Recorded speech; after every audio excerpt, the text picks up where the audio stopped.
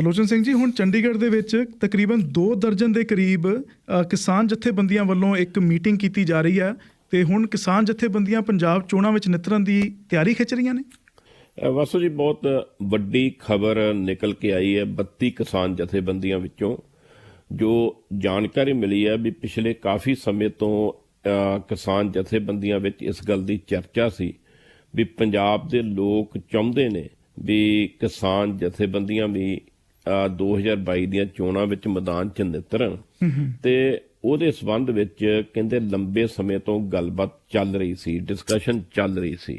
ਔਰ ਹੁਣ ਜੋ ਜਾਣਕਾਰੀ ਮਿਲੀ ਹੈ ਵੀ ਕੁਝ ਜਥੇਬੰਦੀਆਂ ਨੂੰ ਛੱਡ ਕੇ ਆਪਾਂ ਕਹਿ ਸਕਦੇ ਹਾਂ 7-8 ਜਥੇਬੰਦੀਆਂ ਨੂੰ ਛੱਡ ਕੇ ਬਾਕੀ ਜਥੇਬੰਦੀਆਂ ਕਿਸੇ ਨਾ ਕਿਸੇ ਢੰਗ ਨਾਲ 2022 ਦੀਆਂ ਚੋਣਾਂ ਦੇ ਰੰਗ ਵਿੱਚ ਰੰਗਣਾ ਚਾਹੁੰਦੀਆਂ ਨੇ। ਪਰ ਨਾਲ ਦੇ ਨਾਲ ਇਹ ਵੀ ਜਾਣਕਾਰੀ ਮਿਲੀ ਹੈ ਵੀ 32 ਦੀਆਂ 32 ਕਿਸਾਨ ਜਥੇਬੰਦੀਆਂ 'ਚ ਘੱਟੋ ਘੱਟ ਫਿਲਹਾਲ ਇੱਕ ਰਾਏ ਜ਼ਰੂਰ ਹੈ ਵੀ ਅਜਿਹੇ ਢੰਗ ਨਾਲ ਕੋਈ ਫੈਸਲਾ ਕੀਤਾ ਜਾਵੇ ਜਿਹਦੇ ਨਾਲ ਸੰਯੁਕਤ ਕਿਸਾਨ ਮੋਰਚੇ ਨੂੰ ਜਾਂ 32 ਕਿਸਾਨ ਜਥੇਬੰਦੀਆਂ ਦੀ ਯੂਨਿਟੀ ਨੂੰ ਕੋਈ ਢਾਹ ਨਾ ਲੱਗੇ। ਸੋ ਉਹਦੇ ਸੰਬੰਧ ਵਿੱਚ ਅੱਜ ਕੋਈ 22-23 2 ਦਰਜਨ ਦੇ ਕਰੀਬ ਸ਼ਾਇਦ ਹੋ ਜਾਣ ਕਿਸਾਨ ਜਥੇਬੰਦੀਆਂ ਦੀ ਚੰਡੀਗੜ੍ਹ ਵਿੱਚ ਇਸੇ ਮੁੱਦੇ ਨੂੰ ਲੈ ਕੇ ਮੀਟਿੰਗ ਹੈ, ਜਿਹਦੇ ਵਿੱਚ ਵਿਚਾਰਿਆ ਜਾਊਗਾ ਵੀ 2022 ਦੀ ਇਲੈਕਸ਼ਨ ਵਿੱਚ ਕਿਹੜੇ ਢੰਗ ਨਾਲ ਚੋਣ ਲੜੀ ਜਾਵੇ।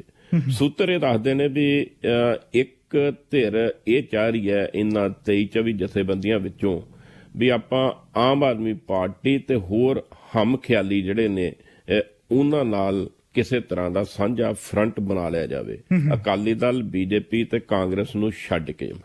ਪਰ ਕੁਝ ਜਥੇਬੰਦੀਆਂ ਦੇ ਲੀਡਰਾਂ ਦਾ ਇਹ ਕਹਿਣਾ ਵੀ ਕਿਸੇ ਸਿਆਸੀ ਪਾਰਟੀ ਨਾਲ ਸਿੱਧੇ ਤੌਰ ਤੇ ਗੱਠਜੋੜ ਬਣਾਇਆ ਤੇ ਉਹਦੇ ਨਾਲ ਕਿਤੇ ਨਾ ਕਿਤੇ ਗੱਲ ਗਲਤ ਨਾ ਜਾਵੇ ਵੀ ਸਿਆਸੀ ਲੀਡਰਾਂ ਨਾਲ ਰਲ ਗਏ ਨੇ।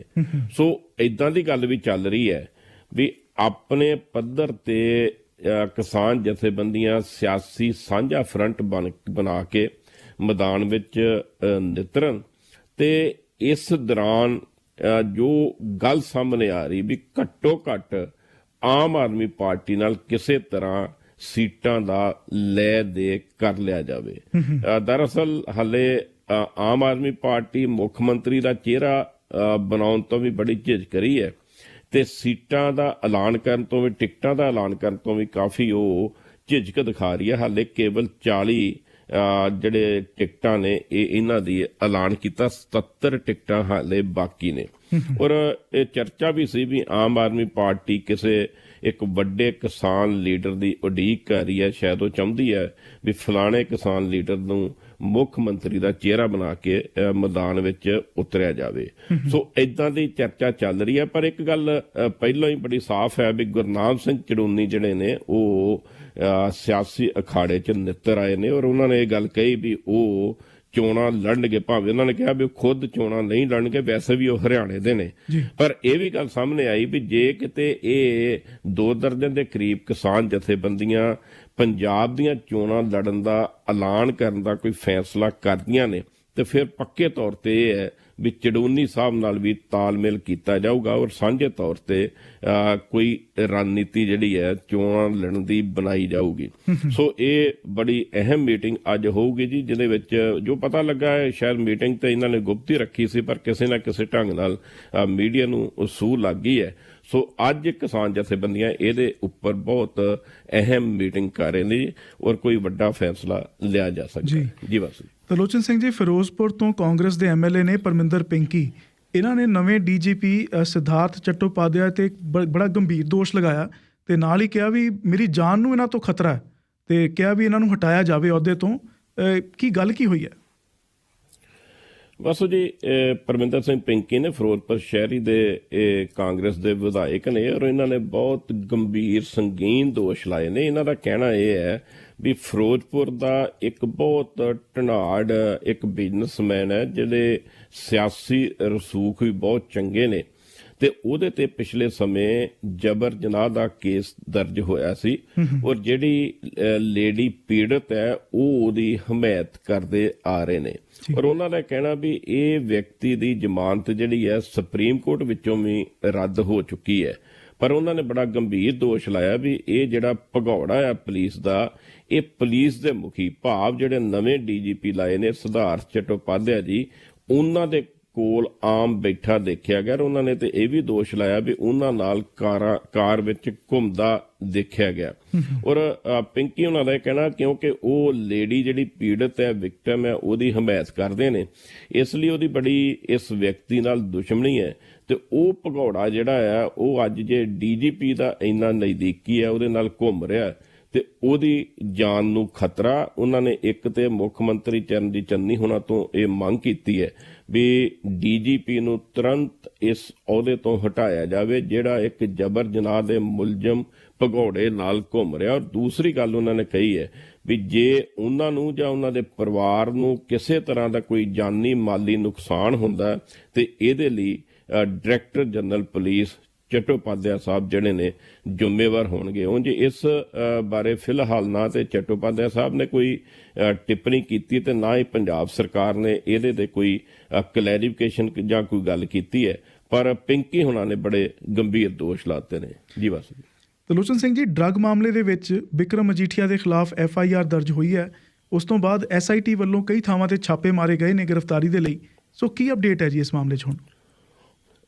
ਬਸ ਜੀ, ਜਿਹੜੀ ਇੱਕ ਸਿੱਟ ਬਣਾਈ ਸਪੈਸ਼ਲ ਇਨਵੈਸਟੀਗੇਸ਼ਨ ਟੀਮ ਜਿਹੜਾ FIR ਦਰਜ ਕੀਤੀ ਹੈ ਬਿਕਰਮ ਮਜੀਠੀਆ ਦੇ ਵਿਰੁੱਧ, ਉਹਦੀ ਅਗਵਾਈ ਕਰ ਰਹੇ ਨੇ AIG ਬਲਰਾਜ ਸਿੰਘ ਤੇ ਨਾਲ ਨੇ ਉਹਨਾਂ ਦੇ 2 DSP ਰਜੇਸ਼ ਕੁਮਾਰ ਤੇ ਕੁਲਵੰਤ ਸਿੰਘ। ਤੋਂ ਜਾਣਕਾਰੀ ਮਿਲੀ ਹੈ ਵੀ ਕੱਲ ਰਾਤ ਤੋਂ ਹੀ ਬਿਕਰਮ ਮਜੀਠੀਆ ਹੋਣਾ ਦੀ ਤਲਾਸ਼ ਵਿੱਚ ਉਹਨਾਂ ਦੇ ਕਈ ਟਿਕਾਣਿਆਂ ਤੇ ਦੱਸਿਆ ਇਹ ਜਾ ਰਿਹਾ ਵੀ 12-13 ਟਿਕਾਣਿਆਂ ਤੇ ਜਿਹੜੇ ਛਾਪੇ ਮਾਰੇ ਨੇ। ਸਿੱਟ ਦੀਆਂ ਵੱਖ-ਵੱਖ ਟੀਮਾਂ ਬਣਾਈਆਂ ਨੇ, ਵੱਖ-ਵੱਖ ਟੀਮਾਂ ਜਿਹੜੀਆਂ ਨਿਰੰਤਰ ਰੇਡ ਕਰਕੇ ਤੇ ਬਿਕਰਮ ਮਜੀਠੀਆ ਨੂੰ ਲੱਭਣ ਦਾ ਯਤਨ ਕਰ ਰਹੀਆਂ ਨੇ। ਫਿਲਹਾਲ ਜੋ ਜਾਣਕਾਰੀ ਹੈ ਵੀ ਬਿਕਰਮ ਮਜੀਠੀਆ ਹੱਥ ਨਹੀਂ ਲੱਗੇ, ਪਰ ਜੋ ਸ਼੍ਰੋਮਣੀ ਅਕਾਲੀ ਦਲ ਦੇ ਸੂਤਰਾਂ ਤੋਂ ਜਾਣਕਾਰੀ ਮਿਲੀ ਹੈ, ਕੁਦਰਤੀ ਸੁਭਾਵਕ ਹੈ ਵੀ ਇਹ ਹੁਣ ਮਜੀਠੀਏ ਨੂੰ ਬਚਾਉਣ ਲਈ ਪਾਰਟੀ ਔਰ ਮਜੀਠੀਏ ਦਾ ਪਰਿਵਾਰ ਜਿਹੜਾ ਹੈ ਉਹ ਕਾਨੂੰਨੀ ਲੜਾਈ ਲੜਨ ਦੀ ਤਿਆਰੀ ਕਰ ਰਿਹਾ। ਹੋ ਸਕਦਾ ਕਿਸੇ ਵੇਲੇ ਇਦਾਂ ਦੀ ਕੋਈ ਖਬਰ ਆ ਜਾਏ ਵੀ ਮਜੀਠੀਏ ਨੇ ਆਪਣੀ ਬੇਲ ਲਈ ਅਰਜ਼ੀ ਜਿਹੜੀ ਹੈ ਉਹ ਕੋਰਟ ਵਿੱਚ ਦਿੱਤੀ ਹੈ। ਸੋ ਇਹ ਮਾਮਲਾ ਤੇ ਚੱਲ ਰਿਹਾ, ਪਰ ਜਿਹੜੀ FIR ਦੇ ਅੰਦਰਲੀ ਖਬਰ ਹੈ ਉਹ ਬੜੀ ਮਜੀਠੀਏ ਲਈ ਕਹਿ ਸਕਦੇ ਆ ਖਤਰਨਾਕ ਹੈ, ਕਿਉਂਕਿ ਜੋ ਹੌਲੀ ਹੌਲੀ ਪਰਤਾਂ ਬਾਹਰ ਆ ਰਹੀਆਂ ਨੇ ਉਹਦੇ ਵਿੱਚ ਇੱਕ ਤੇ ਇਹ ਹੈ ਵੀ ਜਿਹੜੇ ਦੋਸ਼ ਲਾਏ ਗਏ ਨੇ ਮਜੀਠੀਏ ਉੱਪਰ, ਦੋਸ਼ ਇਹ ਨੇ ਵੀ ਡਰੱਗ ਮਾਫੀਏ ਦੇ ਜਿਹੜੇ ਵੱਡੇ ਸਰਗਨੇ ਸੀ 4-5, ਉਹਦੇ ਚ ਭੋਲਾ, ਪਿੰਦੀ ਹੋ ਸਕਦਾ, ਸੱਤੀ ਹੋ ਸਕਦਾ, ਔਲਖ ਹੈ, ਇਹ ਸਾਰੇ ਜਿਹੜੇ ਸੀ ਇਹ ਬਹੁਤ ਨਜ਼ਦੀਕੀ ਸਨ ਮਜੀਠੀਏ ਦੇ। ਔਰ STF ਦੀ ਜਿਹੜੀ ਹਰਪ੍ਰੀਤ ਸਿੱਧੂ ਹੋਣਾ ਦੀ ਰਿਪੋਰਟ ਹੈ ਉਹਦੇ ਵਿਚਲੇ ਜਿਹੜੇ ਤੱਥ ਨੇ ਉਹਨਾਂ ਨੂੰ ਆਧਾਰ ਬਣਾ ਕੇ ਗੱਲ ਕਹੀ ਹੈ ਵੀ ਜਿਹੜੇ ਡਰੱਗ ਮਾਫੀਆ ਦੇ ਮਾਮਲੇ 'ਚ ਵੱਡੇ ਵੱਡੇ ਸਰਗਨੇ ਫੜੇ ਸੀ ਉਹ ਅਕਸਰ ਅੰਮ੍ਰਿਤਸਰ ਸਥਿਤ ਤੇ ਚੰਡੀਗੜ੍ਹ ਸਰਕਾਰੀ ਰਿਹਾਇਸ਼ ਤੇ ਸਥਿਤ ਮਜੀਠੀਏ ਦੀਆਂ ਕੋਠੀਆਂ ਵਿੱਚ ਘਰਾਂ 'ਚ ਰਹਿੰਦੇ ਸੀ। ਉਹਨਾਂ ਨੂੰ ਗੱਡੀਆਂ ਮੁਹੱਈਆ ਕੀਤੀਆਂ ਜਾਂਦੀਆਂ ਸੀ, ਉਹਨਾਂ ਨੂੰ ਗਨਮੈਨ ਮੁਹੱਈਆ ਕੀਤੇ ਜਾਂਦੇ ਸੀ। ਔਰ ਨਾਲ ਇਹ ਵੀ ਗੱਲ ਕਹੀ ਹੈ ਵੀ 35 ਲੱਖ ਰੁਪਏ ਦਾ ਲੈਣ ਦੇਣ ਵੀ ਹੋਇਆ, ਜਿਹਦੇ ਬਾਰੇ ਮਜੀਠੀਏ ਦੇ ਜਿਹੜੇ ਖਾਤੇ ਤੇ ਮੁਲਜ਼ਮਾਂ ਦੇ ਖਾਤੇ ਜਿਹੜੇ ਨੇ ਉਹ ਫਰੋਲੇ ਜਾ ਰਹੇ ਨੇ। ਔਰ ਇਸੇ ਆਧਾਰ ਤੇ ਜਿਹੜੀ FIR ਦਰਜ ਕੀਤੀ NDPS ਐਕਟ ਦੀ ਧਾਰਾ 25, 27, A, 29, ਬਸ ਜੀ ਉਹਦੇ ਵਿੱਚ ਜਿਹੜੇ ਗੰਭੀਰ ਦੋਸ਼ ਉਹ ਨੇ ਇਹਨਾਂ ਤੇ ਵੀ ਇੱਕ ਤੇ ਮਜੀਠੀਏ ਨੇ ਅਪਰਾਧ ਲਈ ਆਪਣੇ ਕੰਪਲੈਕਸ ਤੇ ਜਾਇਦਾਦ ਨੂੰ ਵਰਤਣ ਦੀ ਇਜਾਜ਼ਤ ਦਿੱਤੀ। ਉਹਦਾ ਅਰਥ ਇਹ ਹੈ ਵੀ ਡਰੱਗ ਸਾਂਭਣ ਲਈ, ਡਰੱਗ ਨੂੰ ਲੁਕਾਉਣ ਲਈ, ਡਰੱਗ ਨੂੰ ਤਿਆਰ ਕਰਨ ਲਈ ਮਜੀਠੀਏ ਨੇ ਆਪਣੇ ਕੰਪਲੈਕਸ ਨੂੰ ਡਰੱਗ ਮਾਫੀਆ ਦੇ ਹਵਾਲੇ ਕੀਤਾ ਸੀ। ਉਹ ਦੂਸਰਾ ਜਿਹੜਾ ਇਸ ਜਿਹੜੀਆਂ ਧਾਰਾਵਾਂ ਲਾਈਆਂ ਨੇ ਉਹਦੇ 'ਚ ਇਹ ਦੋਸ਼ ਹੈ ਵੀ ਇਹ ਅਪਰਾਧ ਕਰਨ ਲਈ, ਭਾਵ ਡਰੱਗ ਦੀ ਸਪਲਾਈ ਕਰਨ ਲਈ, ਖਰੀਦ ਕਰਨ ਲਈ ਵਿੱਤੀ ਮਦਦ ਵੀ ਦਿੱਤੀ ਸੀ ਤੇ ਸ਼ਰਨ ਵੀ ਦਿੱਤੀ ਸੀ, ਸਿਆਸੀ ਸ਼ਰਨ ਵੀ ਦਿੱਤੀ ਗਈ ਸੀ ਮੁਲਜ਼ਮਾਂ ਨੂੰ, ਅਪਰਾਧੀਆਂ ਨੂੰ। ਔਰ ਨਾਲ ਇਹ ਵੀ ਗੱਲ ਇਹਦੇ ਵਿੱਚ ਦੋਸ਼ ਲਾਇਆ ਇਹਨਾਂ ਧਾਰਾਵਾਂ ਤਹਿਤ ਜਿਹੜਾ ਅਰਥ ਨਿਕਲਦਾ ਵੀ ਇਹਨਾਂ ਨੂੰ ਅਪਰਾਧਿਕ ਸਾਜ਼ਿਸ਼ ਕਰਨ ਲਈ ਉਕਸਾਇਆ ਗਿਆ ਸੀ ਡਰੱਗ ਮਾਫੀਆ ਨੂੰ ਮਜੀਠੀਏ ਨੇ, ਔਰ ਖੁਦ ਵੀ ਇਸ ਸਾਜ਼ਿਸ਼ ਵਿੱਚ ਸ਼ਾਮਲ ਸੀ। ਔਰ ਹੁਣ ਵੱਡੀ ਗੱਲ ਇਹ ਹੋਊਗੀ ਵੀ ਸਿੱਟ ਇਹਨੂੰ ਪ੍ਰੂਵ ਕਿਵੇਂ ਕਰਦੀ ਏ, ਇਹਦੇ ਐਵੀਡੈਂਸ ਕਿਵੇਂ ਲੈਂਦੀ, ਜੋ ਕੁਝ ਦੋਸ਼ ਲਾਏ ਨੇ। ਪਰ ਜਿਹੜੇ ਦੋਸ਼ ਲਾਏ ਨੇ ਉਹ ਇੱਕ ਵੱਡੇ ਡਰੱਗ ਮਾਫੀਆ ਦੇ ਜਿਹੜੇ ਲਾਏ ਜਾਂਦੇ ਨੇ ਉਹ ਨੇ। ਸੋ ਅਗਲਾ ਪਾਰਟ ਇਹ ਹੈ ਵੀ ਪੰਜਾਬ ਵਿੱਚ ਮਜੀਠੀਆ ਦੀ ਗ੍ਰਿਫਤਾਰੀ ਨਾਲ ਸਿਆਸੀ ਭੁਚਾਲ ਆਇਆ ਪਿਆ। ਬਹੁਤ ਘੱਟ ਬੋਲਦੇ ਨੇ, ਬੜੇ ਬਜ਼ੁਰਗ ਹੋ ਗਏ ਨੇ। ਸ਼੍ਰੋਮਣੀ ਅਕਾਲੀ ਦਲ ਦੇ ਸਰਪ੍ਰਸਤ 5 ਵਾਰੀ ਮੁੱਖ ਮੰਤਰੀ ਰਹੇ ਪ੍ਰਕਾਸ਼ ਸਿੰਘ ਬਾਦਲ, ਉਹਨਾਂ ਨੇ ਬਕਾਇਦਾ ਮਜੀਠੀਆ ਦੀ ਗ੍ਰਿਫਤਾਰ FIR ਦਰਜ ਹੋਣ ਤੋਂ ਬਾਅਦ ਬਿਆਨ ਦਿੱਤਾ ਵੀ ਇਹ ਸਾਰਾ ਕੁਝ ਸਿਆਸੀ ਬਦਲਾਖੋਰੀ ਤਹਿਤ ਕੀਤਾ ਗਿਆ। ਕੇਸ ਦਰਜ ਔਰ ਕੇਸ ਦਰਜ ਕਰਨ ਲਈ ਮਜੀਠੀਏ ਨੂੰ ਔਰ ਅਕਾਲੀ ਦਲ ਨੂੰ ਬਦਨਾਮ ਕਰਨ ਲਈ ਚੰਨੀ ਸਰਕਾਰ ਨੇ ਨੂੰ 3 DGP ਜਿਹੜੇ ਸੀ ਉਹ ਵੀ ਬਦਲਨੇ ਪਏ ਨੇ। ਉਹਨਾਂ ਨੇ ਤਾਂ ਇੱਥੋਂ ਤੱਕ ਕਿਹਾ ਵੀ ਜੇ ਬਹੁਤੀ ਤਕਲੀਫ ਹੈ ਕਾਂਗਰਸ ਨੂੰ ਤਾਂ ਮੈਨੂੰ ਚੱਕ ਕੇ ਲੈ ਜੇ। ਅਕਾਲੀ ਦਲ ਪਹਿਲਾਂ ਵੀ ਇਹੋ ਜਿਹੀਆਂ ਵਧੀਕੀਆਂ ਵਿਰੁੱਧ ਲੜਦਾ ਰਿਹਾ ਤੇ ਹੁਣ ਵੀ ਲੜੇਗਾ। ਪਰ ਦੂਸਰੇ ਪਾਸੇ ਮੁੱਖ ਮੰਤਰੀ ਚਰਨਜੀਤ ਚੰਨੀ ਹੋਣਾ ਨੇ ਕਿਹਾ ਵੀ ਮਜੀਠੀਏ ਵਿਰੁੱਧ ਨਿਰੋਲ ਮੈਰਿਟ ਦੇ ਆਧਾਰ ਤੇ FIR ਦਰਜ ਕੀਤੀ ਹੈ, STF ਦੇ ਆਧਾਰ ਤੇ ਦਰਜ ਕੀਤੀ ਹੈ, ਕਿਉਂਕਿ ਮੇਰੀ ਡਿਊਟੀ ਹੈ ਪੰਜਾਬ ਨੂੰ ਡਰੱਗ ਤੋਂ ਬਚਾਉਣਾ। ਇਸ ਲਈ ਕਿਸੇ ਵੀ ਮਜੀਠੀਏ ਵਰਗੇ ਦੋਸ਼ੀ ਨੂੰ ਬਖਸ਼ਿਆ ਨਹੀਂ ਜਾਊਗਾ। ਪਰ ਵੱਡੀ ਗੱਲ ਨਿਕਲ ਕੇ ਬਾਹਰ ਆਈ ਵੀ ਕੈਪਟਨ ਅਮਰਿੰਦਰ ਸਿੰਘ ਹੋਣੀ ਜਿਹੜੇ ਨੇ ਉਹ ਮਜੀਠੀਏ ਦੀ ਪਿੱਠ ਤੇ ਆ ਗਏ ਨੇ। ਉਹਨਾਂ ਨੇ ਕਿਹਾ ਵੀ ਇਸ ਕੇਸ ਨੂੰ ਮੈਂ ਬਹੁਤ ਪੜਚੋਲਿਆ, ਕਈ ਵਾਰੀ ਪੜ੍ਹਿਆ, ਖੁਦ ਦੇਖਿਆ। ਇਹ ਸਾਰਾ ਕੁਝ ਹੀ ਚੰਨੀ ਸਰਕਾਰ ਨੇ ਮਜੀਠੀਏ ਤੇ ਜਿਹੜੀ FIR ਦਰਜ ਕੀਤੀ ਹੈ ਇਹ ਦੁਸ਼ਮਣੀ ਕੱਢਣ ਲਈ ਕੀਤੀ ਹੈ। ਇਹਦੇ ਤੇ ਕੋਈ ਆਧਾਰ ਨਹੀਂ ਗਾ ਔਰ ਇਹ ਸਬੂਤ ਨਾ ਹੋਣ ਕਰਕੇ ਉਹਨੂੰ ਬੜੇ ਆਰਾਮ ਨਾਲ ਜ਼ਮਾਨਤ ਮਿਲ ਜਾਣੀ ਹੈ। ਤੇ ਨਵਜੋਤ ਸਿੱਧੂ ਹੁਣੀ ਕੱਛਾਂ ਵਜਾ ਰਹੇ ਨੇ, ਕਹਿੰਦੇ 5.5 ਸਾਲ ਦੀ ਉਹਦੀ ਲੜਾਈ, ਉਹਦੇ ਸੰਘਰਸ਼ ਦਾ ਇਹ ਉਹਨਾਂ ਨੂੰ ਕਾਮਯਾਬੀ ਮਿਲੀ ਹੈ।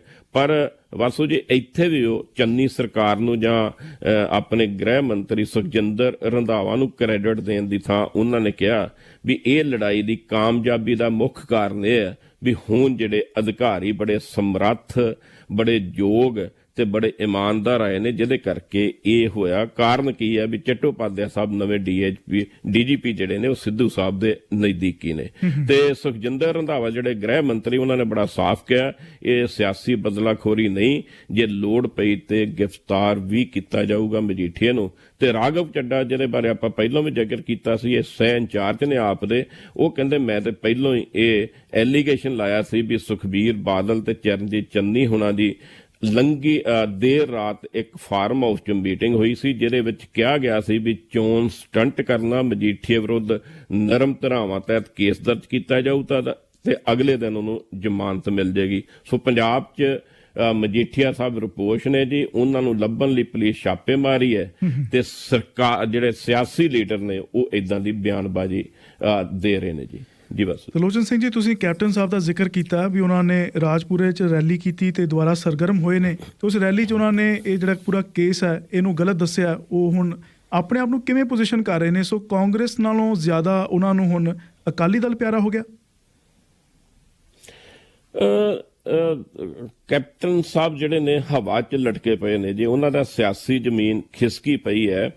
ਇੱਕ ਹੋਰ ਉਹਨਾਂ ਨੇ ਜਿਹੜਾ ਉਹਦੇ 'ਚ ਇੱਕ ਤੇ ਰਾਜਪੁਰੇ ਜਿਹੜਾ ਇਕੱਠ ਛੋਟਾ ਜਿਹਾ ਇਕੱਠ ਹੀ ਸੀ, ਬਹੁਤਾ ਵੱਡਾ ਨਹੀਂ ਸੀ ਜੀ। ਪਹਿਲੋਂ ਇੱਕ ਰੋਡ ਸ਼ੋਅ ਸੀ, ਉਹਦੇ 'ਚ 4 ਬੰਦੇ ਹੈਗੇ ਸੀ, ਪਰ ਬਾਅਦ 'ਚ ਜਿੰਨਾ ਇਹਨਾਂ ਦਾ ਕੱਦ ਹੈ ਕੈਪਟਨ ਅਮਰਿੰਦਰ ਸਿੰਘ ਦਾ, ਉਹਦੇ ਮੁਤਾਬਕ ਤੇ ਬਹੁਤ ਥੋੜਾ ਇਕੱਠ ਸੀ। ਵੈਸੇ ਬਦਸ਼ਗਨੀ ਵੀ ਹੋ ਗਈ, ਉਹਨਾਂ ਦੀ ਪਲੇਠਾ ਇਕੱਠ ਸੀ ਆਪਣੇ ਸਿਸਵਾ ਫਾਰਮ ਹਾਊਸ ਤੋਂ ਬਾਅਦ। ਲੋਕ ਕਾਂਗਰਸ ਪਾਰਟੀ ਦਾ ਵਾਸੂ ਜੀ ਜਦੋਂ ਜਾ ਰਹੇ ਸੀ ਰਾਜਪੁਰੇ ਤੇ ਰਾਹ 'ਚ ਟਰੱਕ ਯੂਨੀਅਨ ਨੇ ਉਹਨਾਂ ਨੂੰ ਘੇਰ ਲਿਆ, ਪੌਣਾ ਘੰਟਾ ਉਹਨਾਂ ਨੂੰ ਕਾਰ 'ਚ ਕੈਦ ਬਣਾ ਕੇ ਰੱਖਿਆ, ਕਿਉਂਕਿ ਇਹ ਕੈਪਟਨ ਅਮਰਿੰਦਰ ਸਿੰਘ ਨੇ ਟਰੱਕ ਯੂਨੀਅਨਾਂ ਜਿਹੜੀਆਂ ਸੀ ਉਹ ਖਤਮ ਕਰ ਦਿੱਤੀਆਂ ਸੀ ਔਰ ਕੰਪਨੀਆਂ ਰਾਹੀਂ ਟਰਾਂਸਪੋਰਟ ਚਲਾਉਣ ਦਾ ਫੈਸਲਾ ਕੀਤਾ ਹੈ ਜਦੋਂ ਉਹ ਮੁੱਖ ਮੰਤਰੀ ਬਣੇ ਸੀ।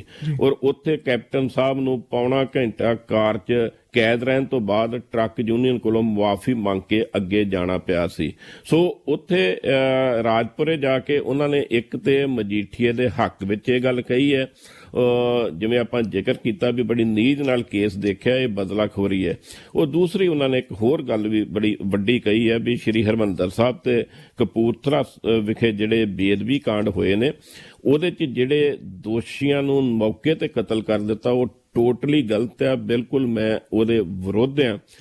ਇੱਕ ਤੇ ਇਹ ਕਾਨੂੰਨ ਹੱਥ 'ਚ ਨਹੀਂ ਲੈਣਾ ਚਾਹੀਦਾ, ਦੂਸਰਾ ਉਹਨਾਂ ਨੇ ਇਹ ਗੱਲ ਕਹੀ ਹੈ ਵੀ ਜੇ ਉਹ ਜਿਉਂਦਾ ਹੁੰਦਾ ਤੇ ਹੁਣ ਨੂੰ ਸਾਰੀ ਸਾਜ਼ਿਸ਼ ਜਿਹੜੀ ਹੈ ਇਹ ਬੇਨਕਾਬ ਹੋ ਜਾਣੀ ਸੀ। ਪਰ ਨਾਲ ਦੀ ਨਾਲ ਉਹਨਾਂ ਨੇ ਆਪਣੇ ਬਹੁਤ ਕਿਸੇ ਵੇਲੇ ਸੱਜੀ ਬਾਂਹ ਮੰਨੇ ਜਾਂਦੇ ਸੁਖਜਿੰਦਰ ਰੰਧਾਵਾ ਤੇ ਵੀ ਅਟੈਕ ਕੀਤਾ। ਉਹਨਾਂ ਨੇ ਕਿਹਾ ਵੀ ਸੁਖਜਿੰਦਰ ਰੰਧਾਵਾ ਹੁਣ ਇੱਥੋਂ ਤੱਕ ਚੱਲ ਗਏ ਨੇ ਵੀ ਜਿਹੜੇ ਪਾਕਿਸਤਾਨ ਵੱਲੋਂ ਟਿਫਨ ਬੰਬ ਭਾਰਤ 'ਚ ਪੰਜਾਬ 'ਚ ਸੁੱਟੇ ਜਾ ਰਹੇ ਆ ਉਹਨਾਂ ਨੂੰ ਵੀ ਲੁਕੋ ਰਹੇ, ਉਹਨਾਂ ਤੇ ਪਰਦਾ ਪਾ ਰਹੇ। ਔਰ ਜਿੱਥੇ ਪਹਿਲਾਂ ਟਿਫਨ ਜਿਹੜੇ ਸੀ ਡੱਬਿਆਂ ਵਿੱਚ ਪਰੌਂਠੇ ਆਉਂਦੇ ਸੀ, ਹੁਣ ਬੰਬ ਆ ਰਹੇ ਨੇ। ਇਹ ਸਰਕਾਰ ਦੀ ਹਾਲਤ ਜਿਹੜੀ ਹੈ ਇਹ ਬਹੁਤ ਮਾੜੀ ਹੈ, ਲਾ ਐਂਡ ਆਰਡਰ ਦੀ ਹਾਲਤ। ਉਹ ਸਿਆਸੀ ਤੌਰ ਤੇ ਜਿਹੜਾ ਉਹਨਾਂ ਨੇ ਜ਼ਿਕਰ ਕੀਤਾ, ਉਹ ਕਹਿੰਦੇ ਵੀ 2 ਦਿਨਾਂ ਬਾਅਦ ਉਹਨਾਂ ਦੀ ਦੁਬਾਰਾ ਭਾਰਤੀ ਜਨਤਾ ਪਾਰਟੀ ਨਾਲ ਮੀਟਿੰਗ ਹੋ ਰਹੀ ਹੈ, ਜਿਹਦੇ ਵਿੱਚ ਉਹ ਆਪਣੇ ਸਿਆਸੀ ਗੱਠਜੋੜ ਬਾਰੇ ਅਗਲਾ ਜਿਹੜਾ ਗੰਢਾਂ ਜਿਹੜੀਆਂ ਨੇ ਸਿਆਸੀ ਉਹ ਬੰਨ੍ਹਣ ਦਾ ਯਤਨ ਕਰਨਗੇ ਜੀ। ਤਰਲੋਚਨ ਸਿੰਘ ਜੀ, ਬਹਿਬਲ ਕਲਾਂ ਗੋਲੀकांड ਦੇ ਮਾਮਲੇ ਵਿੱਚ ਸਿੱਧੂ ਸਾਹਿਬ ਨੇ ਆਪਣੀ ਸਰਕਾਰ ਨੂੰ ਦੁਬਾਰਾ ਤੋਂ ਘੇਰਿਆ। ਹੁਣ ਉਹਨਾਂ ਨੇ ਮੁੱਖ ਮੰਤਰੀ ਨੂੰ ਚਿੱਠੀ ਲਿਖਤੀ। ਚਿੱਠੀ 'ਚ ਕੀ ਲਿਖਿਆ ਜੀ? ਬਸ ਜੀ ਪਹਿਲੋਂ ਤੇ ਜਿਹੜਾ ਬਹਿਬਲ ਕਲਾਂ ਗੋਲੀकांड ਉੱਥੇ ਜਿਹੜਾ ਨੌਜਵਾਨ ਬੈਠਾ ਆਪਣੇ ਪਿਤਾ ਦੀ ਮੌਤ ਤੋਂ ਬਾਅਦ ਜਿਹੜਾ ਇਨਸਾਫ ਮੰਗ ਰਿਹਾ ਉਹ ਪੰਜਾਬ ਸਰਕਾਰ ਦੇ ਵਿਰੁੱਧ ਬੈਠਾ ਹੈ। ਪਹਿਲਾਂ ਤੇ ਸਿੱਧੂ ਸਾਹਿਬ ਉਸ ਧਰਨੇ 'ਚ ਬੈਠੇ ਜਿਹੜਾ ਸਰਕਾਰ ਦੇ ਵਿਰੁੱਧ ਮਾਰਿਆ ਗਿਆ ਸੀ, ਤੇ ਹੁਣ ਉਹਨਾਂ ਨੇ ਮੁੱਖ ਮੰਤਰੀ ਚਰਨਜੀਤ ਚੰਨੀ ਹੋਣਾ ਨੂੰ ਪੱਤਰ ਲਿਖ ਕੇ ਬੜੇ ਸਖਤ ਸ਼ਬਦਾਂ ਵਿੱਚ ਕਿਹਾ ਵੀ ਸਾਡੀ ਸਰਕਾਰ ਜਿਹੜੀ ਉਹਦੀ ਡਿਊਟੀ ਬਣਦੀ ਸੀ ਵੀ ਬਹਿਬਲ ਕਲਾਂ ਤੇ ਕੋਟਪੁਰਾ ਗੋਲੀकांड 'ਚ ਮਾਰੇ ਗਏ ਸਿੱਖਾਂ ਤੇ ਜ਼ਖਮੀ ਸਿੱਖ ਜਿਹੜੇ ਸੀ ਉਹਨਾਂ ਨੂੰ ਕੋਈ ਮੁਆਵਜ਼ਾ ਦਿੰਦੀ, ਕੋਈ ਰਾਹਤ ਦਿੰਦੀ। ਇਹ ਘਟਨਾ 14 ਅਕਤੂਬਰ 2015 ਤੋਂ ਬਾਅਦ ਕਈ ਸਾਲ ਹੋ ਗਏ ਨੇ, ਪਰ ਸਰਕਾਰ ਨੇ ਕੁਝ ਨਹੀਂ ਕੀਤਾ। ਉਹਨਾਂ ਨੇ ਸਵਾਲ ਕੀਤਾ ਚੰਨੀ ਹੋਣਾ ਨੂੰ ਵੀ ਕੀ ਸਾਡੀ ਸਰਕਾਰ ਦਾ ਕੰਮ ਕੇਵਲ ਢਨਾੜ ਸਿਆਸਤਦਾਨਾਂ ਤੇ ਮੰਤਰੀਆਂ ਦੇ ਕਾਕਿਆਂ ਨੂੰ ਨੌਕਰੀਆਂ ਦੇਣਾ? ਕੀ ਇਹ ਜਿਹੜੇ ਮ੍ਰਿਤਕ ਨੇ ਜਿਨ੍ਹਾਂ ਨੇ ਸ੍ਰੀ ਗੁਰੂ ਗ੍ਰੰਥ ਸਾਹਿਬ ਜੀ ਦੀ ਮਾਨ ਤੇ ਸਨਮਾਨ ਦੀ ਬਹਾਲੀ ਲਈ ਜਿਹੜੇ ਬਹਿਬਲ ਕਲਾਂ ਤੇ ਕੋਟਪੂਰਾ ਬੈਠੇ ਸੀ ਅੱਜ ਤੋਂ 6 ਸਾਲ ਪਹਿਲਾਂ ਵੀ ਇਹਨਾਂ ਦੇ ਦੋਸ਼ੀਆਂ ਨੂੰ ਕਾਬੂ ਕੀਤਾ ਜਾਵੇ, ਉਹਨਾਂ ਦੇ ਪਰਿਵਾਰਾਂ ਨੂੰ ਨੌਕਰੀਆਂ ਦੇਣੀਆਂ ਨਹੀਂ ਬਣਦੀਆਂ। ਔਰ ਇਹ ਗੱਲ ਕਹੀ ਵੀ ਤੁਰੰਤ ਉਹਨਾਂ ਨੂੰ ਨੌਕਰੀਆਂ ਦਿੱਤੀਆਂ ਜਾਣ ਤੇ ਹੋਰ ਜੋ ਬਣਦਾ ਹੈ ਉਹ ਉਹਨਾਂ ਨੂੰ ਰਾਹਤ ਦਿੱਤੀ ਜਾਵੇ। ਇਸੇ ਤਰ੍ਹਾਂ ਬਸ ਜੀ ਕੱਲ ਉਹ ਆਪਣੇ ਅੰਮ੍ਰਿਤਸਰ ਜਿਹੜਾ ਉਹਨਾਂ ਦਾ ਹਲਕਾ ਉੱਥੇ ਗਏ। ਪਹਿਲਾਂ ਤੇ ਉਹਨਾਂ ਨੂੰ ਕਾਲੀਆਂ ਝੰਡੀਆਂ ਦਾ ਦੇਖਣੀਆਂ ਪਈਆਂ। ਅਕਾਲੀਆਂ ਨੇ ਕਾਲੀਆਂ ਝੰਡੀਆਂ ਦਿਖਾਈਆਂ, ਕਿਹਾ ਵੀ ਸਿੱਧੂ ਚੰਡੀਗੜ੍ਹ ਰਹਿੰਦਾ, ਉਹ ਤੇ ਆਪਣੇ ਹਲਕੇ ਚ ਆਉਂਦਾ ਨਹੀਂ, ਸਾਡਾ ਵਿਕਾਸ ਉਹਨੇ ਕੀਤਾ ਹੀ ਨਹੀਂ। ਉਹ ਦੂਸਰਾ ਮਜੀਠੀਆ ਵਿਰੁੱਧ FIR ਦਰਜ ਕਰਨ ਵੀ ਅਕਾਲੀ ਔਖੇ ਸੀ। ਪਰ ਇੱਥੇ ਵੀ ਨਵਜੋਤ ਸਿੱਧੂ ਹੋਣਾ ਨੇ ਇਹੀ ਗੱਲ ਕਹੀ ਵੀ ਜਿਹੜਾ ਵਿਕਾਸ ਪੰਜਾਬ ਦਾ ਆ ਉਹ ਲੋਲੀਪੌਪ ਦੇ ਕੇ ਨਹੀਂ ਕੀਤਾ ਜਾ ਸਕਦਾ, ਵਿਕਾਸ ਤੇ ਵਿਕਾਸ ਕਰਕੇ ਹੀ ਦਿੱਤਾ ਜਾ ਸਕਦਾ। ਉਹਨਾਂ ਨੇ ਫਿਰ ਇੱਕ ਤਰ੍ਹਾਂ ਨਾਲ ਇਹ ਗੱਲ ਕਹੀ ਵੀ ਹਾਲੇ ਵੀ ਪੰਜਾਬ ਸਰਕਾਰ ਲੋਲੀਪੌਪ ਦੇ ਰਹੀ ਹੈ, ਐਲਾਨ ਕਰ ਰਹੀ ਹੈ, ਹਕੀਕੀ ਤੌਰ ਤੇ ਕੁਛ ਨਹੀਂ ਕਰ ਰਹੀ। ਔਰ ਇਸੇ ਤਰ੍ਹਾਂ ਵਾਸੋ ਜੀ ਇੱਕ ਆਪਾਂ ਪਹਿਲਾਂ ਵੀ ਜ਼ਿਕਰ ਕੀਤਾ ਰੇਸ ਲੱਗੀ ਹੈ। ਮੁੱਖ ਮੰਤਰੀ ਚਰਨਜੀਤ ਚੰਨੀ ਵੀ ਬਹੁਤ ਐਕਟਿਵ ਨੇ, ਉਹ ਵੀ ਕਈ ਘੰਟੇ ਜਿਹੜੇ ਜਨਤਕ ਸਮਾਗਮ ਉਹਨਾਂ 'ਚ ਸ਼ਾਮਲ ਹੁੰਦੇ ਨੇ, ਲੋਕਾਂ ਦੇ ਸੰਪਰਕ 'ਚ ਰਹੇ ਨੇ। ਔਰ ਇਸੇ ਤਰ੍ਹਾਂ ਸ਼ਾਇਦ ਨਵਜੋਤ ਸਿੱਧੂ ਵੀ ਹੁਣ ਕਈ ਦਿਨਾਂ ਤੋਂ ਇਹ ਮਹਿਸੂਸ ਕਰਦੇ ਵੀ ਚੰਨੀ ਹੋਣਾ ਵਾਂਗ ਉਹਨਾਂ ਨੂੰ ਵੀ ਲੋਕਾਂ ਕੋਲ ਜਾਣਾ ਚਾਹੀਦਾ। ਸੋ ਉਹ ਕੱਲ ਡੇਰਾ ਰਾਧਾ ਸਵਾਮੀ ਬਿਆਸ ਪੁੱਜੇ ਜੀ। ਔਰ ਕਿਉਂਕਿ ਡੇਰਾ ਰਾਧਾ ਸਵਾਮੀ ਬਿਆਸ ਦੀਆਂ ਪੰਜਾਬ ਵਿੱਚ ਵੱਡੇ ਪੱਧਰ ਤੇ ਵੋਟਾਂ ਨੇ, ਜਿਹੜਾ ਵੀ ਸਿਆਸੀ ਲੀਡਰ ਸਿਆਸੀ ਪਾਰਟੀ ਆ ਚੋਣਾਂ ਤੋਂ ਪਹਿਲਾਂ ਹਰੇਕ ਉਹਨਾਂ ਕੋਲੋਂ ਅਸ਼ੀਰਵਾਦ ਲੈਣ ਜਾਂਦੀ ਹੈ। ਉਹ ਵੀ ਕੱਲ ਡੇਰਾ ਰਾਧਾ ਸਵਾਮੀ ਬਿਆਸ ਜਾ ਕੇ ਆਏ ਨੇ। ਔਰ ਅੱਜ ਉਹਨਾਂ ਨੇ ਗਿੱਦੜਬਾਹਾ ਰਾਜਾ ਵੜਿੰਗ ਵੱਲੋਂ ਰੈਲੀ ਕੀਤੀ ਜਾਣੀ, ਉਹਦੇ 'ਚ ਸ਼ਾਮਲ ਹੋਣਾ। ਸੋ ਇਹ ਇੱਕ ਪਾਸੇ ਤੇ ਇਹਨਾਂ ਦੀ ਕਟਾਸ ਚੱਲਦੀ ਪਈ ਹੈ ਵੀ ਚੰਨੀ ਸਾਹਿਬ ਕਰ ਕੁਛ ਨਹੀਂ ਰਹੇ। ਉਹ ਦੂਸਰੇ ਪਾਸੇ ਹੁਣ ਸ਼ਾਇਦ ਕਿਸੇ ਨੇ ਸਲਾਹ ਦਿੱਤੀ ਹੈ ਨਵਜੋਤ ਸਿੱਧੂ ਨੂੰ ਵੀ ਲੋਕਾਂ ਵਿੱਚ ਵਿਚਰ ਕੇ ਹੀ ਗੱਲ ਬਣਨੀ ਹੈ। ਸੋ ਚੰਨੀ ਹੋਣੀ ਤੇ ਸਿੱਧੂ ਸਾਹਿਬ ਵੱਡੇ ਪੱਧਰ ਤੇ ਅੱਜ ਕੱਲ ਪੰਜਾਬ ਦੇ ਦੌਰੇ ਤੇ ਨੇ ਜੀ ਬਸ। ਤਰਲੋਚਨ ਜੀ, ਸਾਬਕਾ ਮੰਤਰੀ ਰਾਣਾ ਗੁਰਮੀਤ ਸਿੰਘ ਸੋਢੀ ਇਹ ਹੁਣ ਕਾਂਗਰਸ ਛੱਡ ਕੇ BJP ਵਿੱਚ ਸ਼ਾਮਲ ਹੋ ਗਏ ਨੇ। ਕਾਂਗਰਸ ਹਾਈਕਮਾਨ ਵੱਲੋਂ ਕੋਈ ਪ੍ਰਤੀਕਰਮ ਆਇਆ ਜੀ? ਬਸੋ ਜੀ ਪਹਿਲੀ ਗੱਲ ਤੇ ਬੜੀ ਹੈਰਾਨੀ ਹੁੰਦੀ ਹੈ ਵੀ ਰਾਣਾ ਗੁਰਮੀਤ ਸੋਢੀ ਜਿਹੜੇ ਕੈਪਟਨ ਅਮਰਿੰਦਰ ਸਿੰਘ ਦੀ ਪੂਰੀ ਸੂਰੀ ਜਿਹੜੀ ਪਦੈਸ਼ ਨੇ, ਔਰ ਸਿਸਮਾ ਫਾਰਮ ਹਾਊਸ ਤੇ ਮੋਤੀ ਮਹਿਲ ਪਟਿਆਲਾ ਵਿੱਚ ਕਹਿ ਸਕਦੇ ਕੈਪਟਨ ਅਮਰਿੰਦਰ ਸਿੰਘ ਦੀ ਜਿਹੜੀ ਨਿੱਜੀ ਤੌਰ ਤੇ ਸੇਵਾ ਕਰਕੇ ਕਰਦੇ ਮੰਨੇ ਜਾਂਦੇ ਨੇ, ਉਹਨਾਂ ਵੱਲੋਂ ਇਸ ਮਾੜੇ ਦੌਰ ਦੌਰਾਨ ਕੈਪਟਨ ਅਮਰਿੰਦਰ ਸਿੰਘ ਨੂੰ ਛੱਡ ਕੇ ਭਾਰਤੀ ਜਨਤਾ ਪਾਰਟੀ ਵਿੱਚ ਸ਼ਾਮਲ ਹੋਣਾ ਆਪਣੇ ਆਪ 'ਚ ਬਹੁਤ ਵੱਡੀ ਹੈਰਾਨੀ ਦੀ ਗੱਲ ਹੈ। ਪਰ ਸਿਆਸੀ ਹਲਕੇ ਜਿਹੜੇ ਮਾਹਰ ਨੇ, ਸਿਆਸੀ ਮਾਹਰ ਕਹਿੰਦੇ ਨੇ ਵੀ ਇਹ ਸੰਭਵ ਹੀ ਨਹੀਂ ਹੋ ਸਕਦਾ ਵੀ ਰਾਣਾ ਗੁਰਮੀਤ ਸੋਢੀ ਕੈਪਟਨ ਅਮਰਿੰਦਰ ਸਿੰਘ ਦੀ ਸਲਾਹ ਤੋਂ ਬਿਨਾਂ ਭਾਜਪਾ 'ਚ ਸ਼ਾਮਲ ਹੋਇਆ ਹੋਵੇ। ਸੋ ਇਹ ਵੀ ਕਹਿਣ ਵਾਲੇ ਕਹਿੰਦੇ ਨੇ ਵੀ ਕੈਪਟਨ ਸਾਹਿਬ ਕਹਿੰਦੇ ਵੀ ਚਲੋ ਇੱਕ ਅੱਧਾ ਮੇਰਾ ਵਿਸ਼ਵਾਸ ਪਾਤਰ ਭਾਜਪਾ 'ਚ ਵੀ ਹੋਵੇ ਤਾਂ ਜੋ ਸਾਰੀ ਸੂਚਨਾ ਉਹਨਾਂ ਨੂੰ ਮਿਲਦੀ ਰਹੇ। ਉਹ ਦੂਸਰੀ ਗੱਲ, ਸ਼ਾਇਦ ਕੈਪਟਨ ਅਮਰਿੰਦਰ ਸਿੰਘ ਦਾ ਮੁੱਖ ਮੁੱਦਾ ਤੇ ਹੁਣ ਜਿਹੜਾ ਹੈਗਾ ਨਵਜੋਤ ਸਿੱਧੂ ਨੂੰ ਢਾਹ ਲਾਉਣੀ ਤੇ ਕਾਂਗਰਸ ਨੂੰ ਢਾਹ ਲਾਉਣੀ, ਸ਼ਾਇਦ ਉਹਨਾਂ ਨੇ ਸੋਚਿਆ ਹੋਊਗਾ, ਡਿਸਕਸ ਕਰਕੇ ਦੋਨਾਂ ਨੇ, ਕੈਪਟਨ ਸਾਹਿਬ ਤੇ ਸੋਢੀ ਸਾਹਿਬ ਨੇ, ਵੀ ਗੁਰਮੀਤ ਸੋਢੀ ਭਾਜਪਾ ਦੀ ਟਿਕਟ ਲੈ ਕੇ 2022 ਦੀ ਇਲੈਕਸ਼ਨ ਜਿੱਤ ਸਕਦੇ। ਉਹਨਾਂ ਨੂੰ ਇਹ ਹੈ ਉਧਰੋਂ ਜਿੱਤ ਗਿਆ, ਇਧਰੋਂ ਜਿੱਤ ਗਿਆ, ਗੱਲ ਤੇ ਇੱਕੋ ਆ, ਰਾਣਾ ਤੇ ਸਾਡਾ ਹੀ ਹੈ। ਦੂਸਰੀ ਗੱਲ ਜਿਹੜੀ ਹੈ ਜੀ, ਰਾਣਾ ਗੁਰਮੀਤ ਸੋਢੀ ਨੇ ਇਹ ਗੱਲ ਕਹੀ ਵੀ ਮੈਂ ਤਾਂ ਜਿਹੜਾ ਭਾਜਪਾ 'ਚ ਸ਼ਾਮਲ ਹੋਇਆ ਵੀ ਪੰਜਾਬ ਲਵਾਰਸ ਹੋ ਗਿਆ, ਮੌਜੂਦਾ ਸਰਕਾਰ ਜਿਹੜੀ ਹੈ ਉਹ ਪੂਰੀ ਤਰ੍ਹਾਂ ਫੇਲ ਹੋ ਗਈ ਹੈ। ਪੰਜਾਬ ਇੱਕ ਬਾਰਡਰ ਸਟੇਟ ਹੈ, ਉਹਨਾਂ ਨੂੰ ਬਹੁਤ ਚਿੰਤਾ ਹੈ ਵੀ ਇਸ ਬਾਰਡਰ ਸਟੇਟ ਨੂੰ ਜਿਹੜੇ ਢੰਗ ਨਾਲ ਲਾ ਐਂਡ ਆਰਡਰ ਨੂੰ ਕੰਟਰੋਲ ਕਰਕੇ ਸਾਂਭਣਾ ਚਾਹੀਦਾ, ਇਹ ਹੁਣ ਚੰਨੀ ਸਰਕਾਰ ਦੇ ਵੱਸ ਦਾ ਰੋਗ ਨਹੀਂ ਰਿਹਾ। ਤੇ ਵੈਸੇ ਇੱਕ ਇਹ ਵੀ ਚਰਚਾ ਚੱਲ ਪਈ ਜੀ, ਜਦੋਂ ਰਾਣਾ ਸਾਹਿਬ ਸ਼ਾਮਲ ਹੋਏ ਨੇ, ਇੱਕ ਜ਼ਮੀਨ ਦੇ ਮਾਮਲੇ ਵਿੱਚ ਇਹਨਾਂ ਵਿਰੁੱਧ ਖਾਸ ਕਰਕੇ ਸੁਨੀਲ ਜਾਖੜ ਦੋਸ਼ ਲਾਉਂਦੇ ਰਹੇ ਨੇ ਵੀ ਇੱਕ ਜ਼ਮੀਨ ਵੇਚ ਕੇ ਤੇ ਇਹਨਾਂ 2 ਵਾਰੀ ਸਰਕਾਰ ਕੋਲ ਮੁਆਵਜ਼ਾ ਲਿਆ। ਇਹ ਵੀ ਪਤਾ ਲੱਗ ਰਿਹਾ ਵੀ ਸ਼ਾਇਦ ਹੁਣ ਉਹਦੀਆਂ ਪਰਤਾਂ ਵੀ ਖੁੱਲ ਜਾਣ, ਖੁੰਦਕ ਵਿੱਚ ਪੰਜਾਬ ਕਾਂਗਰਸ ਸਰਕਾਰ ਜਿਹੜੀ ਹੈ ਉਹਦੀਆਂ ਪਰਤਾਂ ਜਿਹੜੀਆਂ ਖੋਲ ਦੇਵੇ। ਔਰ ਜਿਹੜੀ ਤੁਸੀਂ ਸਵਾਲ ਕੀਤਾ ਉਹ ਵੀ ਬੜਾ ਗੰਭੀਰ ਹੈ। ਰਾਹੁਲ ਗਾਂਧੀ ਹੁਣਾ ਜਦੋਂ ਰਾਣਾ ਸੋਢੀ ਕੱਲ ਦਿੱਲੀ 'ਚ ਭਾਜਪਾ ਦੀ ਪੌੜੀ ਚੜ੍ਹੇ ਤੇ ਤੁਰੰਤ ਹਰੀਸ਼ ਚੌਧਰੀ ਜਿਹੜੇ ਪੰਜਾਬ ਕਾਂਗਰਸ ਦੇ ਇੰਚਾਰਜ ਨੇ ਉਹਨਾਂ ਨੂੰ ਦਿੱਲੀ ਤਲਬ ਕੀਤਾ, ਸਾਰੀ ਰਾਏ ਲੈ ਕੇ। ਕੋਈ ਬਹੁਤ ਚਰਚਾ ਸੀ ਵੀ 4-5 ਜਿਹੜੇ ਸਿਟਿੰਗ ਮੰਤਰੀ ਨੇ ਪੰਜਾਬ ਦੇ ਉਹ ਵੀ ਭਾਰਤੀ ਜਨਤਾ ਪਾਰਟੀ 'ਚ ਜਾ ਸਕਦੇ ਨੇ। ਸੋ ਉਹਦੇ ਸੰਬੰਧ ਵਿੱਚ ਵਿਜੇਂਦਰ ਸਿੰਗਲਾ, OP ਸੋਨੀ, ਉਹਨਾਂ ਨੇ ਵੀ ਬਿਆਨ ਦਿੱਤੇ ਵੀ ਬਿਲਕੁਲ ਉਹ ਭਾਜਪਾ ਨਹੀਂ ਜਾ ਰਹੇ, ਉਹ ਕਾਂਗਰਸ 'ਚ ਹੀ ਰਹਿਣਗੇ। ਪਰ ਚਰਚਾ ਬਹੁਤ ਸੀ, ਕੱਲ ਭੁਚਾਲ ਜਿਹਾ ਵਾਲਾ ਮਾਹੌਲ ਸੀ। ਸੋ ਇਸ ਕਰਕੇ ਰਾਹੁਲ ਗਾਂਧੀ ਹੋਣੀ ਕਾਫੀ ਚਿੰਤਤ ਲੱਗਦੇ ਸੀ ਤੇ ਉਹਨਾਂ ਨੇ ਹੰਗਾਮੀ ਹਾਲਤ 'ਚ ਹਰੀਸ਼ ਚੌਧਰੀ ਨੂੰ ਬੁਲਾ ਕੇ ਸਾਰੇ ਹਾਲਾਤਾਂ ਦਾ ਜਾਇਜ਼ਾ ਲਿਆ। ਔਰ ਹਰੀਸ਼ ਚੌਧਰੀ ਨੇ ਵੀ ਰਾਹੁਲ ਹੋਣਾ ਨੂੰ ਮਿਲਣ ਤੋਂ ਬਾਅਦ ਕਿਹਾ ਵੀ ਇਹ ਸਾਰੀਆਂ ਅਫਵਾਹਾਂ ਨੇ, ਕੋਈ ਨਹੀਂ ਜਾ ਰਿਹਾ। ਰਾਣਾ ਹੋਣਾ ਤੇ ਚਲੋ ਉਹਨਾਂ ਨੂੰ ਵਜ਼ਾਰਤ 'ਚੋਂ ਕੱਢਿਆ, ਇਹ ਗੁੱਸੇ ਕਰਕੇ ਚਲ ਗਏ, ਬਾਕੀ ਸਾਰਾ ਕੁਝ ਠੀਕ ਠਾਕ ਹੈ। ਔਰ ਭਗਵੰਤ ਮਾਨ ਹੋਣਾ ਨੇ ਕਟਾਸ ਕੀਤਾ, ਕਹਿੰਦੇ ਵੀ ਉਹ ਕਾਂਗਰਸ ਜਿਹੜੀ ਕਹਿੰਦੀ ਸੀ ਵੀ ਝਾੜੂ ਤੀਲਾ ਹੋ ਗਿਆ, ਹੁਣ ਦੱਸਣ ਪੰਜਾ ਕਿੱਥੇ ਗਿਆ ਹੈ। ਸੋ ਇਦਾਂ ਦਾ ਚਰਚਾ ਚੱਲ ਰਹੀ। ਪਰ ਰਾਣੇ ਹੋਣੀ ਹੁਣ ਕਮਲ ਦੇ ਫੁੱਲ ਨਾਲ ਲੱਗਦਾ ਪੰਜਾਬ ਦੀ ਸਿਆਸਤ ਵਿੱਚ ਵਿਚਰਨਗੇ। ਜੀ ਵਾਸੂ ਜੀ। ਤਲੋਚਨ ਸਿੰਘ ਜੀ, ਅੱਜ ਦੀਆਂ ਨਿਕਲੀਆਂ ਖਬਰਾਂ ਕਿਹੜੀਆਂ ਨੇ?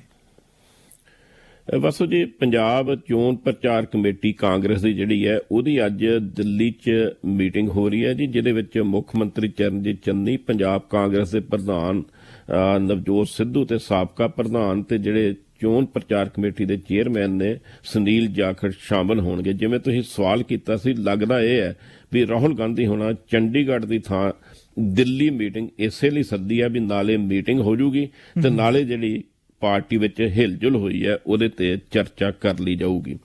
ਔਰ ਇਸੇ ਤਰ੍ਹਾਂ UPSC ਦੀ 21 ਦਸੰਬਰ ਨੂੰ ਮੀਟਿੰਗ ਸੀ, ਜਿਹਦੇ ਵਿੱਚ ਪੰਜਾਬ 'ਚ ਪੱਕਾ DGP ਲਾਉਣ ਦਾ ਫੈਸਲਾ ਹੋਣਾ ਸੀ, ਪਰ ਇਹ ਮੀਟਿੰਗ ਮੁਲਤਵੀ ਹੋ ਗਈ ਹੈ, ਜਿਹਦੇ ਤੋਂ ਸਾਫ਼ ਹੋ ਗਿਆ ਵੀ ਫਿਲਹਾਲ DGP ਸਿਧਾਰਥ ਚਟੋਪਾਧਿਆਏ ਜਿਹੜੇ ਨੇ ਆਪਣੀ ਕੁਰਸੀ ਤੇ ਬਿਰਾਜਮਾਨ ਰਹਿਣਗੇ। ਇਸੇ ਤਰ੍ਹਾਂ ਸਰਕਾਰ ਨੇ ਬੜੇ ਕਾਬਲ ਅਫਸਰ ਨੇ ਜੀ, BS ਸਰਾਂ, ਉਹਨਾਂ ਨੂੰ ਮੁੜ ਪਾਵਰਕੌਮ ਦਾ CMD ਜਿਹੜਾ ਨਿਯੁਕਤ ਕਰ ਦਿੱਤਾ ਹੈ। ਵਾਸੋ ਜੀ, ਪੰਜਾਬ 'ਚ ਕੜਾਕੇ ਦੀ ਠੰਡ ਪੈ ਰਹੀ ਹੈ ਔਰ ਲੁਧਿਆਣਾ ਕੱਲ ਸਭ ਤੋਂ ਵੱਧ ਠੰਡਾ ਸੀ, ਜਿੱਥੇ ਤਾਪਮਾਨ 2.8 ਡਿਗਰੀ ਸੈਲਸੀਅਸ ਦਰਜ ਕੀਤਾ ਜੀ।